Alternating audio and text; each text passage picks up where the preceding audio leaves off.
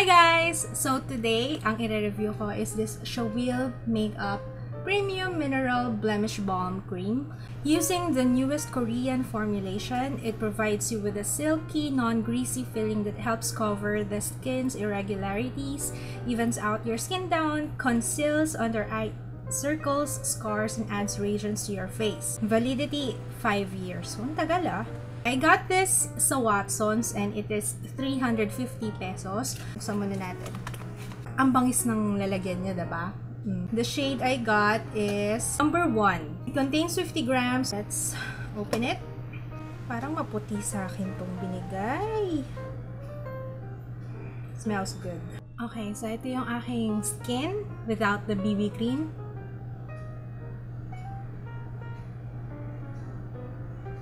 So, as you can see, marami akong redness, tas marami akong blemishes. Yung nose ko talagang problem area ko talaga to.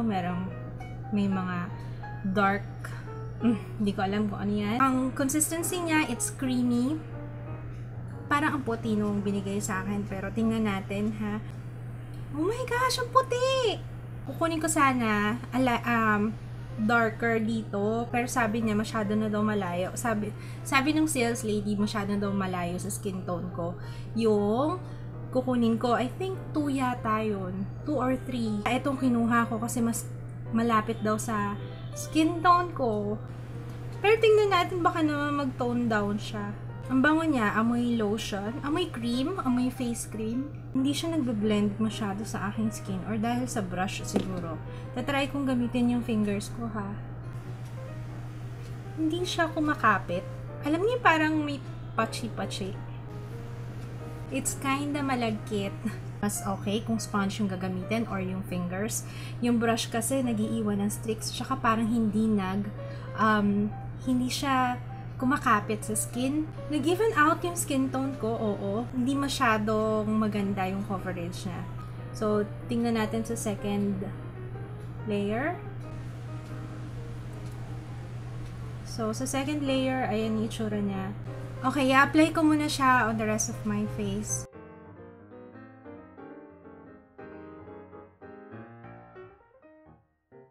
Medyo napansin ko lang, hindi siya non-greasy as it claims. Usual, gagamitin kong powder is Nichido Final Powder. Ito lagi kong ginagamit pag nagre-review ko ng BB cream, ng foundation, kasi translucent lang siya. Hindi niya naapektuhan yung talagang performance ng BB cream and foundation. My shade is Creamy Natural. Tama ba? Creamy Glow! Sorry, Creamy Glow.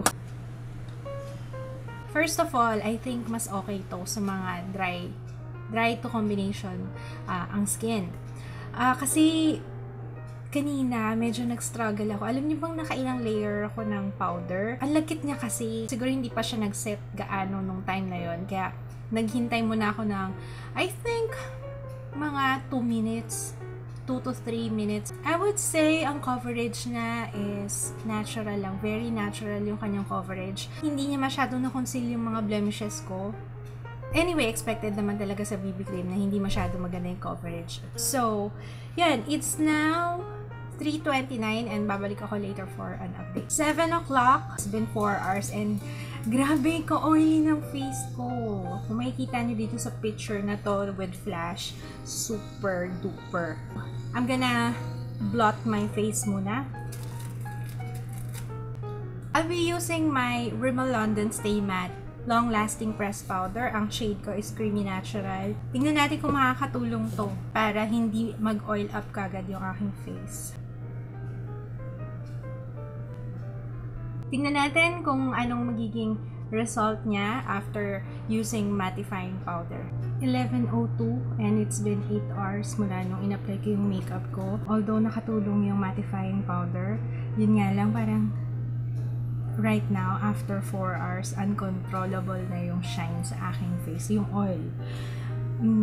Sa totoo lang, hindi ko siya nagustuhan. I didn't like it. I think this would be better sa mga oily ang skin. Kasi yung finish niya is dewy, tapos it's moisturizing. Kasi mafe-feel mo talaga na moisturize yung skin mo. Para siyang cream. Ako hindi ako gumagamit ng cream way.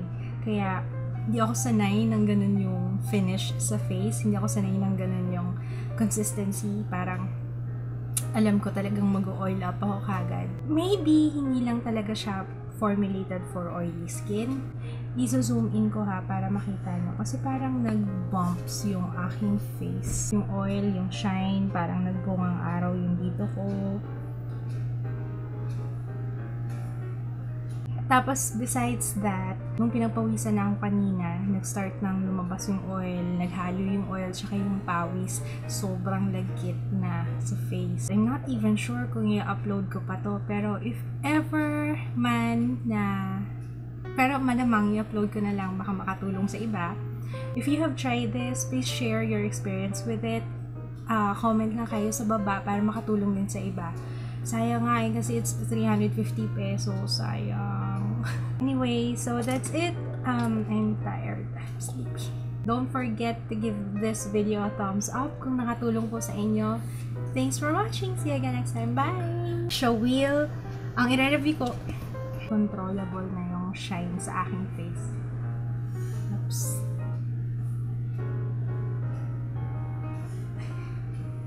Gising si Jay. Epilator or shaver?